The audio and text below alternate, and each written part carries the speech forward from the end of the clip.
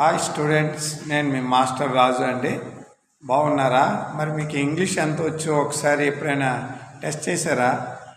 Two అంటే ఏంటి, two అంటే ఏంటి, టీడబ్ల్యూ టూ అంటే ఏంటి? మూడిట్లో డిఫరెన్స్ తెలుసా? మరి పలకడం కొద్దిగా డిఫరెన్స్ ఉంటుంది, కానీ అన్ని ఆల్మోస్ట్ సేమ్ లాగా పలుకుతాం కదా. టూ అంటే shows motion and initiative form of work to be. To is a preposition, ఓకేనా? అలాగే టీడబ్ల్యూ ఒక యాడ్ వర్బ్ అనమాట.